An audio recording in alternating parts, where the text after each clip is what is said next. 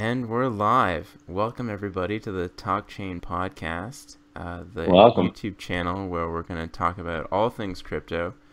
My name is Matt, and I'm here with Rob. And How you doing? we're gonna get into it. So I've got a chart up of the Bitcoin price here. I use TradingView because it's a pretty solid free service for looking at all things equities and crypto for the most part. I don't know. I was really hoping the price would stay above 16,000. What did you think, Rob? I honestly don't pay too much attention to Bitcoin. I'm really into the low market, the below 25-cent coins, and I'm really working in that range lately. Trying to stay out of anything over 1 cent mostly, and working with large large volume. But large volume when it comes to the number of shitcoin shares, though, right? Not large dollars. Right, exactly. Putting small amount of dollars, but looking like a large amount overall. Yeah. Okay. Well, I'll describe. I've got this like technical analysis on the Bitcoin chart. I feel like it's important to actually look at Bitcoin because if your altcoins aren't going to do better than the Bitcoin, then you're And wasting your what's the time, point? right? Exactly.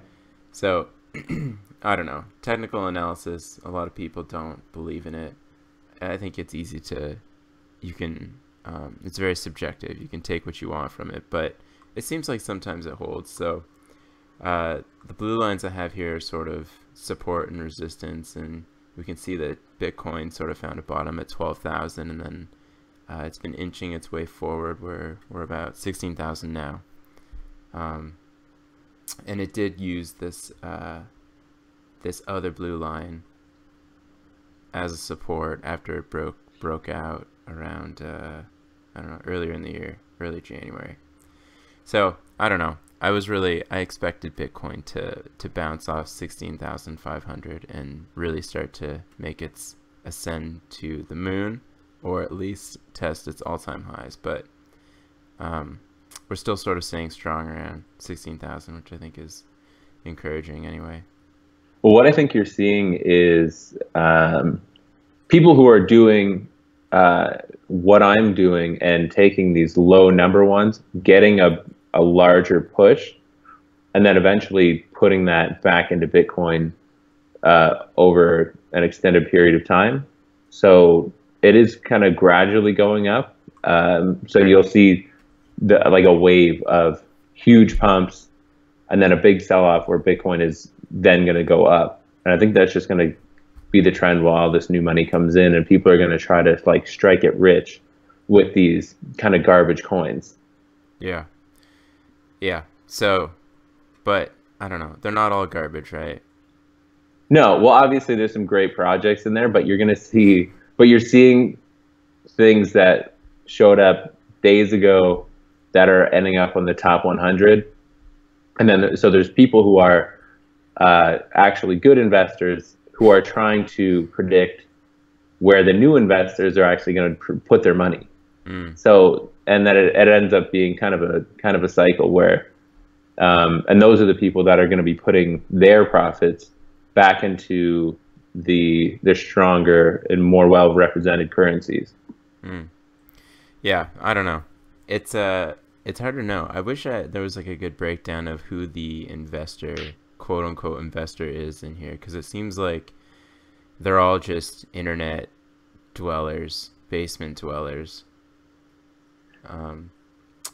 But anyway, I put up the coin market cap for today, and we can see that Ripple is still above $3, which a lot of people on the subreddits and other forums really, they talk about how it's a centralized coin. It's not really cryptocurrency, but it's got a lot of backers that are official financial institutions. So I don't know. I feel like I don't really believe in it long term, but I'm going to hold it and hope that Coinbase actually adds it, even though that seems to be one of the bigger drivers on why it is where it is. Yeah, well, it's interesting because the banks are interested in more in the technology side of it than they are in the actual coin. So it Hmm. kind of brings a question or begs the question of what's everyone going to do with the coin, like once they have the technology and they're not necessarily using the coin for their general transactions. You mean blockchain? I've read nothing about Ripple. Um, no, so they basically have their own like software that the Oh, banks are using, oh. and more so than the coins themselves. So they're not doing transactions with Ripple coins, Hmm. and they don't expect people to do that.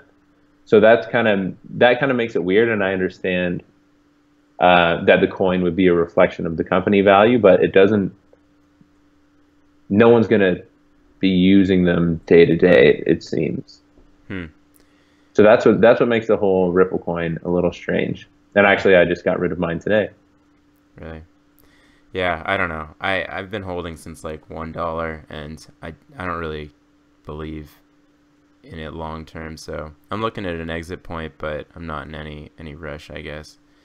Um, Well, yeah, and everyone's waiting on that Coinbase announcement, but maybe they've learned from the Bitcoin Cash kind of fiasco, and they might let people know well ahead of time, so it's not going to be a big shock to everybody, yeah. and you're not going to see an instantaneous like skyrocket and then crash immediately afterward. Well, I think the stupid thing about the Bitcoin Cash addition to Coinbase was that they added it and they told everybody at the same time, even though they said like a while ago that they were going to add Bitcoin Cash.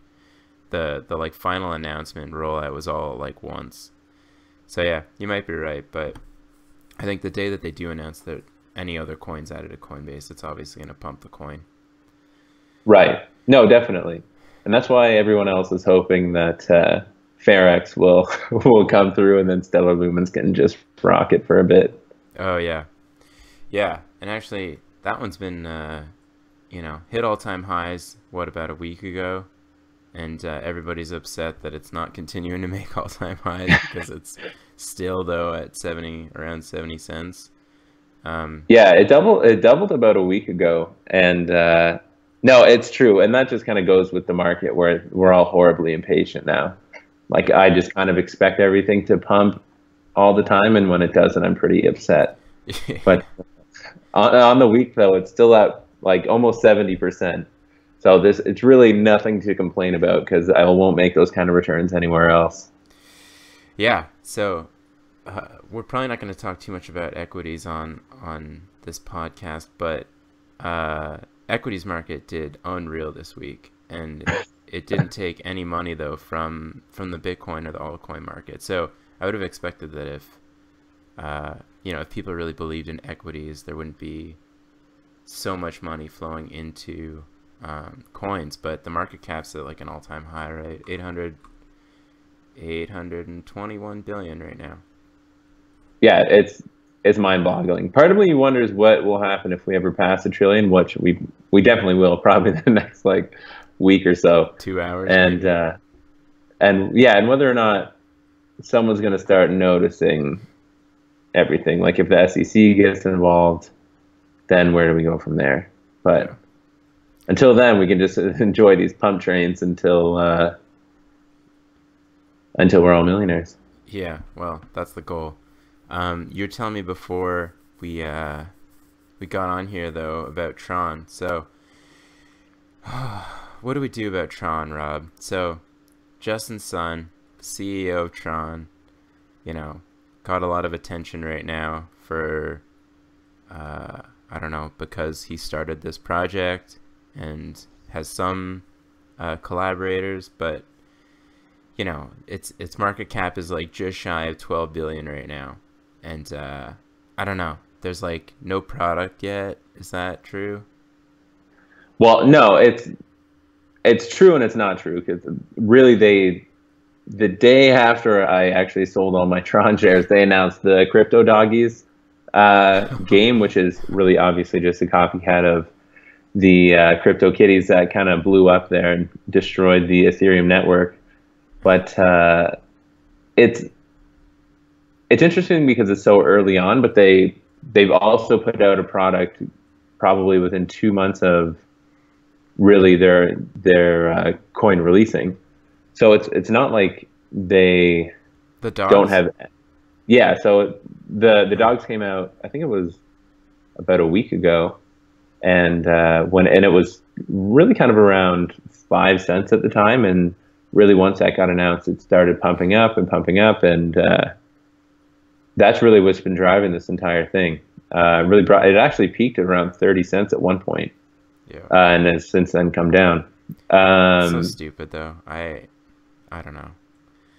The dogs, oh, no like, one's saying that it's worth that. Obviously, there are much bigger companies that are not worth $12 billion. So it's um, it's yeah. interesting to say the But least. But I don't know. I see a lot of people on Reddit sort of comparing these coins, the market caps to different companies, and I I don't know if it's easy to value them like you would in equity, but the thing that's weird about Tron is just like, or even any of these coins, is that the hype is so overblown, and it seems like everybody's just putting in as much money as they can so that they can wait for that pump.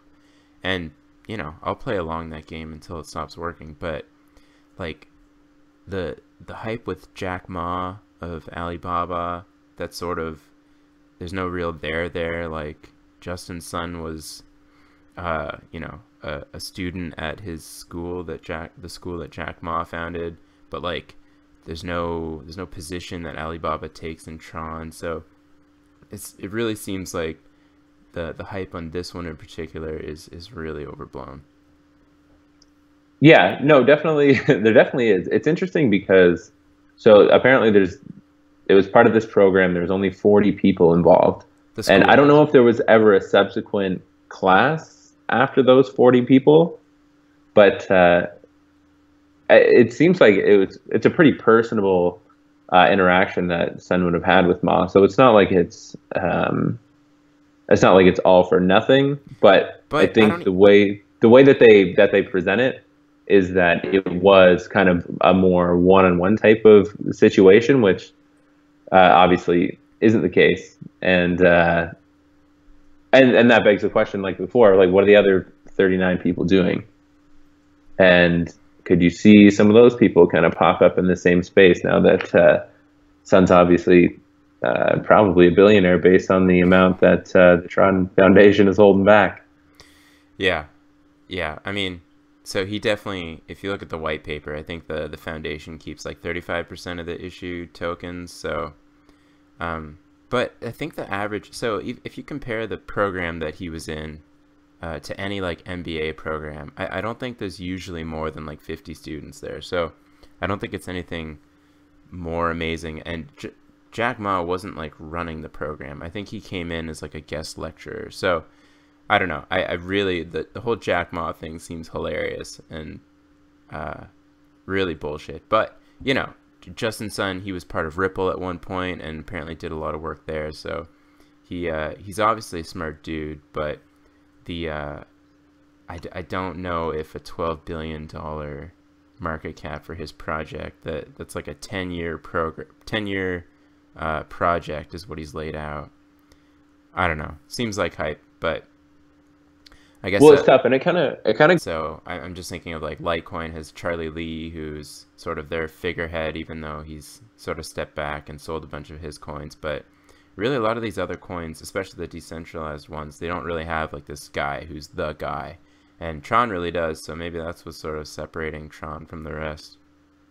yeah. Well, the guy is a great marketer, and so respect to Justin Sun. Yeah, and that's the thing. A lot of this shit is marketing. So I don't know. I feel like I was reading some thread earlier about Arc, which has a lot of promise, but there's been like no marketing for it. So I don't know. If you're not gonna get out there and push your coin, you're gonna be sort of stuck. Yeah, Um, well, Arc has an issue where they haven't really updated their roadmap in quite a few months. So obviously they're working on something, and maybe it's something big, and that they're waiting on waiting till it's good and useful before they actually announce it, Mm. which is not too common in the space. So that might be why it's kind of stagnated for the last probably couple months when everything else is just going through the roof. Yeah, bananas. Yeah, and that's almost like the more To me, well, that's the thing. I feel like Tron. whether or not they can kind of maintain. Obviously, Sun's going to pump it up as hard as possible, uh, really until until 2020 when he has the option to kind of release those coins. Damn, that's going to be a But great show. yeah, so you may as well just hold it until December 31st of 2019. But I think it's probably, I'd hate to say that it's moot as much as it's going to, but because obviously anything can happen, and the crypto doggy thing could be incredibly successful, and you never really know. So it's tough. I think that the problem is I think there's companies with better ideas, with a lower market cap overall, and so maybe it's those companies actually just catching up to Tron rather than Tron falling off super hard. Mm. Yeah, I could see that, but yeah. Anyway, I don't see number 9 holding too long. But yeah. Otherwise, what do you like out there, Rob? I noticed that Ethereum is staying well above 1,000 now. Ethereum's doing incredibly well, and again, I think it's from the smaller altcoins. The profits that are being made are being put into the already well established coins in Bitcoin and Ethereum, and obviously that's brought it up. It's at $1,200 now, but it's something that I'm staying away from personally. Really? Not because I don't think it's a good idea, but Ethereum? yes, but it's only because I'm making the move on, and this is really what I've done since I've gotten into this, is assumed that all new money into the currencies, everyone's trying to get on the next Bitcoin and get to a coin that's going to be worth $16,000 and become a millionaire very easily. So I'm just riding those pumps and trying to find out where the next one is. Obviously, I have lost money doing that, but it does work. And when it does work, it works very well. Well, I think you're up overall, right? Yeah, I'm definitely up overall. Again, like I said, it's almost impossible to lose money in this market, but yeah, it's not the best strategy to have. So you really want to build a solid foundation. I just choose not to do that at this time. Yeah. Well, I don't know. So maybe that's one thing that we sort of differ on. I feel like I have my biggest holdings are Bitcoin and Ethereum, just because I feel like they're more stable and they're less volatile. But otherwise, I have it sort of spread amongst a bunch of other ones that I think have potential long term. I think one of the toughest things I've been dealing with is figuring out exit points, which I know a lot of people sort of struggle with. I think you're a lot better than me at that. You sort of decide when the pump might be running out of steam. One thing that I think people could use, one like piece of advice, is if you look at volume, it's one way to sort of tell if something is gonna sort of exhaust itself or revert. So I guess we could use Bitcoin. Okay, so in this Bitcoin chart, we can see sort of even here like a bit of a downtrend in the last like 4 hours. This is the hourly chart, and down here is the volume.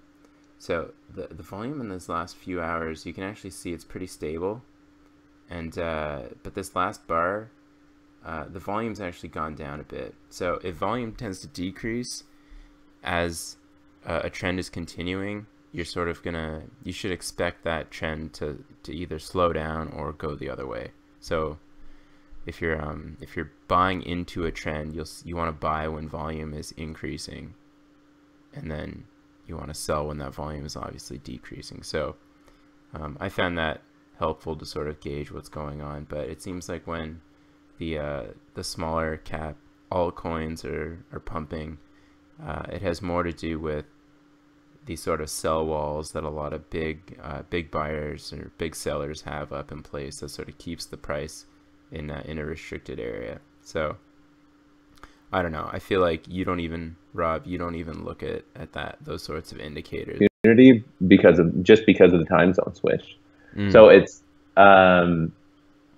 so like there, yeah, the technical analysis like portion of it could just be a lull in any given period of time. So I'm sure there's some people who are very good at day trading that have put a lot of time into thinking about this that can do it very well, but I'm just not that person, unfortunately.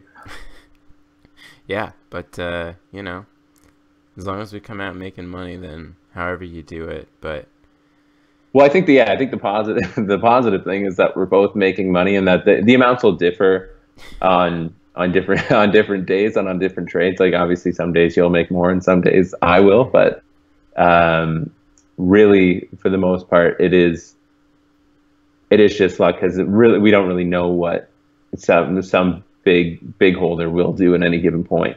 Yeah, I think like overall, being able to hold and not panic sell when the price goes down is important, and buying into a project that you believe in. So, but also buying into strength. So the volume trick, I feel like that's a good sort of way to show you if you're buying into strength. But if it's a project you believe in, just buy into it and hold on to it long term, right? Yeah, and that's becoming clearer and clearer to me as I work my way through this entire situation. The really just holding week to week gives you kind of a better indication of where you're going to be. Even if you just if you could pull up the coin market cap, like the weekly percents, everything's up drastically. So it's not like anyone's losing any money out here. Obviously, in the top 10, like Tron's the biggest one, and that's what brought it up there. Like it's up like 300% on the week, but it's almost impossible at this point to lose any money just by holding it for a substantial period of time. And that's not to say we can find out some project is totally bogus and might disappear entirely, but where we are right now, it's not looking like it. Yeah. All right. Well, do you have any predictions for the week? Anything you're looking at this week you want to tell people? Dentacoin is my dark horse right now.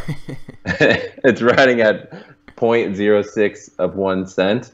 What it's planning to do is disrupt the entire dental industry, which is massive. Yes. So yeah, we can go over it a little bit more the next time we speak, but that's what I think is going to happen. It's actually already up 1,000% on the week. So hopefully that train will just keep on pumping.